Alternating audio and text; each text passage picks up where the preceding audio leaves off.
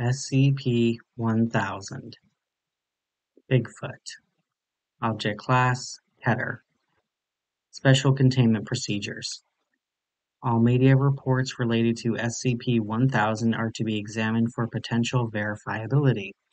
All organizations and individuals investigating SCP-1000's existence are to be kept under surveillance by Mobile Task Force Zeta-1000 and discredited or administered amnestics. All physical signs of SCP-1000's existence must be retrieved and kept in Foundation custody and replaced with decoy items if necessary.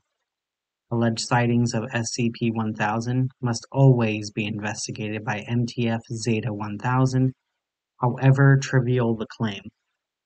Absolutely no contact with wild or captive instances of SCP-1000 is allowed without prior approval from Director Jones. Any interaction between SCP-1000 and humans, including Foundation personnel, must be reported to Director Jones immediately.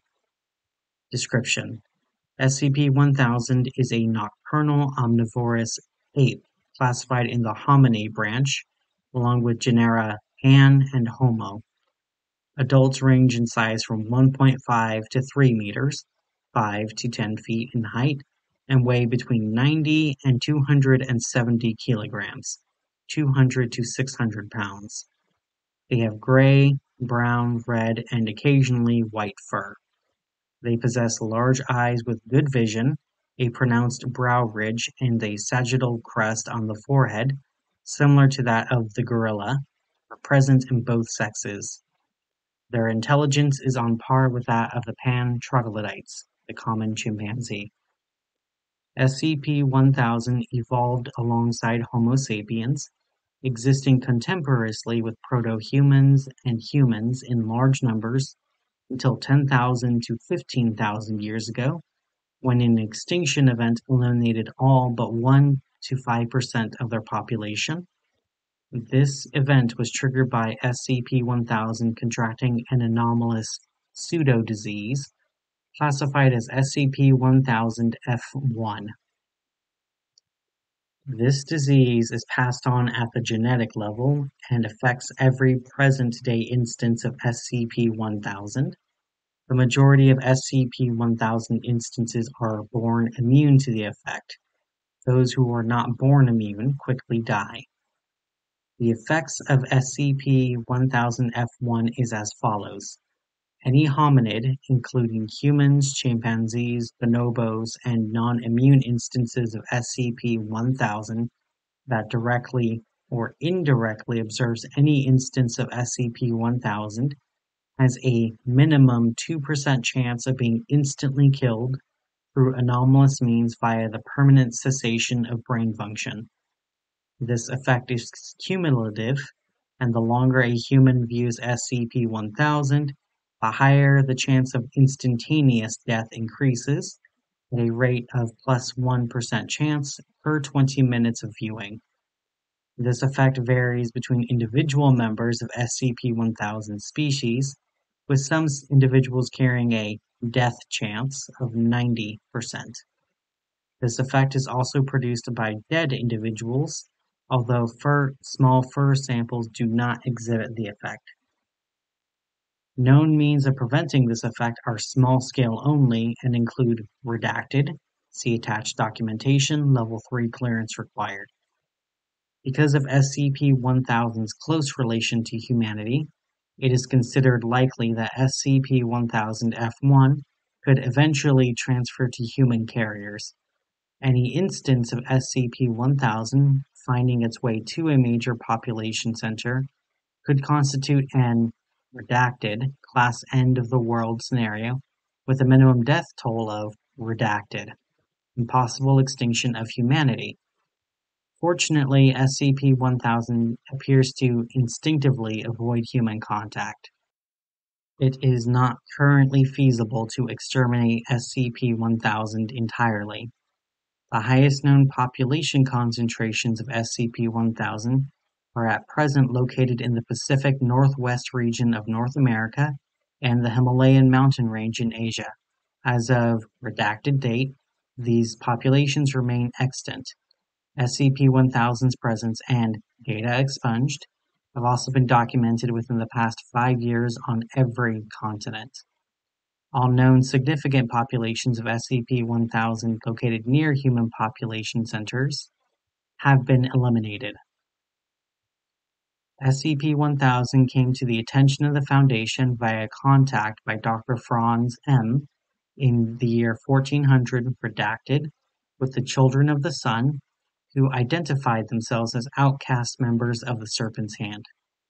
This group has since been completely destroyed by the Foundation due to their reluctance to surrender information about SCP-1000, SCP-redacted, and SCP-shh. Since reclassified as SCP-1000 redacted and SCP-1000 also redacted. Remaining members have either joined the Foundation or have gone into hiding, presumably as members of the Serpent's Hand. Weapons, tools, and other unique pseudo-technological resources in possession of the organization have been reclassified as SCP-1000-1 through SCP-1000 4-digit number redacted. These resources have been made use by the Foundation in multiple instances. For a full list, see document 1000-3534-Y, Level 3 clearance required. Access to surviving ex-members of the Children of the Sun is restricted to personnel clearance level 4-1000 unless given direct authorization for contact by Director Jones. Further information is available to personnel with level 3-1000 or above. Personnel with clearance level 3-1000 or above are required to read document Alpha 1596-1000. Addendum 1466-X Update to Special Containment Procedures. As of redacted date, SCP-1000 Special Containment Procedures no longer include Procedure 516 Lumina. Data expunged indicates SCP-1000 may be developing a resistance to the sonic element. Data expunged will not develop further, so that Procedure 516 Lumina can still be used in emergency situations. Investigation into alternate means of reliably keeping SCP-1000 away from human population centers is underway. Whether SCP-1000 resistance to Procedure 516 Lumina was calculated, and as such may be sign of SCP-1000 redacted, or coincidental, by chance of natural species variation, is not known at this time.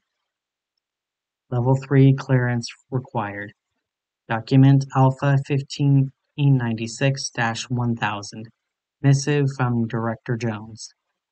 You've probably heard the rumors before now. Everyone without the clearance level to know better wants to get their dig in. Did you hear Sasquatch is the next SCP? Are we going to capture and contain Batboy next? Yes. SCP-1000 is Bigfoot. I'm sure you've snickered. Don't worry. Contrary to rumors, we don't actually assign you to heater duty for finding something humorous. You think Bigfoot is funny because we want you to think Bigfoot is funny. We've bankrolled Hollywood comedies and farcical documentaries, paid off men in gorilla suits, perpetrated hoaxes with bear prints and goat fur, bribed and brainwashed cartoonists to get especially silly depictions on children's television. Even the term Bigfoot comes from us, planted in the media in 1958, a term people would find even harder to take seriously than Sasquatch. Why? We'll get to that. The information in the article that you've already read isn't entirely true. There are 2 direct lies and plenty of lies of omission. There is no such thing as the anomalous pseudo-disease referred to as SCP-1000-F1. SCP-1000 does not possess a magical death aura. In fact, SCP-1000 does not directly exhibit any anomalous effect whatsoever. We also lied about SCP-1000's intelligence level. SCP-1000 aren't chimp-level smart. They're smarter. To be precise, they are exactly as smart as us. That brings us to the lies of omission. That's what this letter is for. The lies come from me, so I figure the truth should come from me as well. This is the story we got from the children of the sun, who defected to us. It's a story we didn't believe, refused to believe at first. As you've already read, the apes we call SCP-1000 evolved alongside us. We walked in the daytime, they walked in the nighttime, our nocturnal siblings in the shadows. But while we were still wandering hunter-gatherers, they changed, like we would, a few thousand years later. Tools, weapons, agriculture, domesticated animals, stable settlements. As humanity blinked in the Pleistocene sun, SCP-1000's population exploded across the night. They blanketed the planet in tens of billions. They made things that we still can't comprehend, even though we've thoroughly studied the surviving pieces. Organic technology. They made trees and birds of prey grow into fast-moving ships, herds of animals that became trains, bushes that became flying vehicles. From insects and pigeons, they made things equivalent to cell phones, televisions, computers, atomic bombs. Children describe vast shining cities stretching across glaciers and penetrating the deepest caverns, grown sky ships of ivory and spider silk, creatures tending to them with hundreds of blinking eyes. We were rare, like gorillas now, a few 100,000 left at best. We avoided their settlements, just like wild animals today avoid ours. SCP-1000 understood we were intelligent like them, but avoided us just as we avoided them, saw us as fairies, as gnomes, ascribed us supernatural powers, said we ate bad children while they slept in the daylight. They fenced off our dwindling wild population in observatories, outlawed poaching, but in the underground consumed our bones as aphrodisiacs. Then their civilization fell, and we did it. By we, I don't mean the Foundation. By we, I mean humanity. The story is muddy. Supposedly a trickster forest god showed humanity favor, showed us the master's tools and how to use them. Why we did it, we don't know. Perhaps they hunted us. Perhaps we were simply afraid. Perhaps it was just they fenced us in, unintentionally or not. We simply don't know what the truth is. Somehow we acquired SCP-1000's own technology, and with it we instigated an SK-class dominance shift, in which humanity became the dominant species on Earth. We wiped out 70% of SCP-1000's population in a single day. The Day of Flowers, the children called it. Supposedly every flower bloomed that day, while our enemies died in their sleep. Then we hunted the rest down, but we went further than just killing them. With a few of the more twisted of SCP-1000's devices, we drove the survivors mad, even those hiding beyond our reach. We trapped them in their own minds, blocking higher functions and leaving their bodies to fend for themselves like any ordinary ape.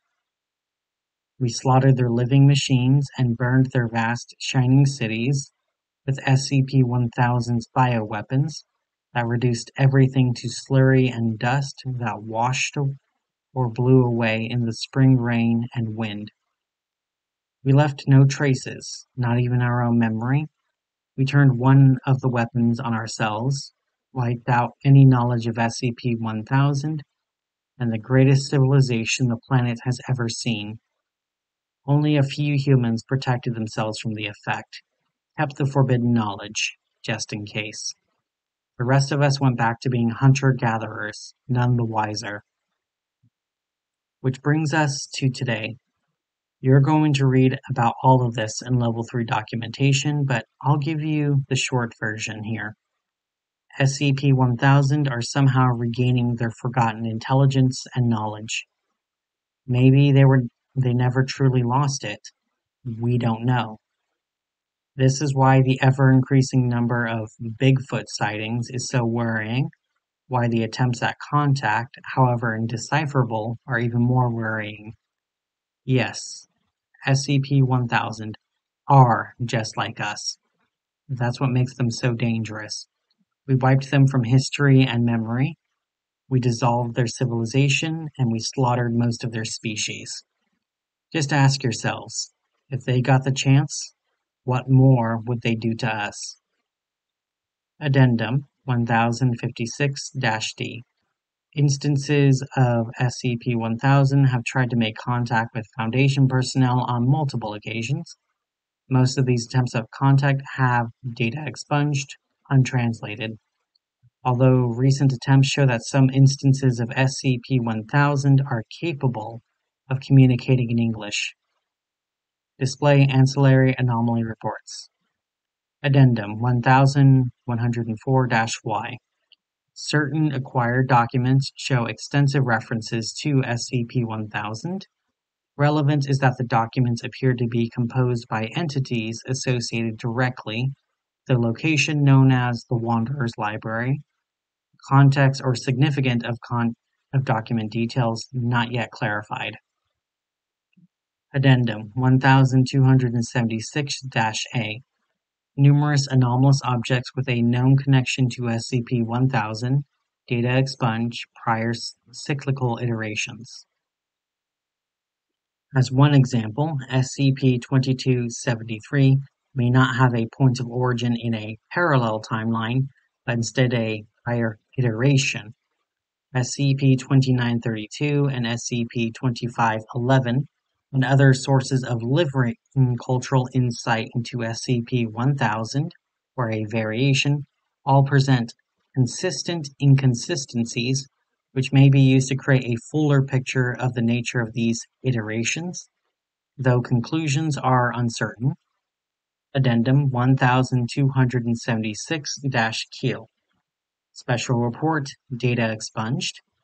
This unnumbered black box anomalous item anchored underneath the structure is likely the most significant anomalous object known to have ever been utilized.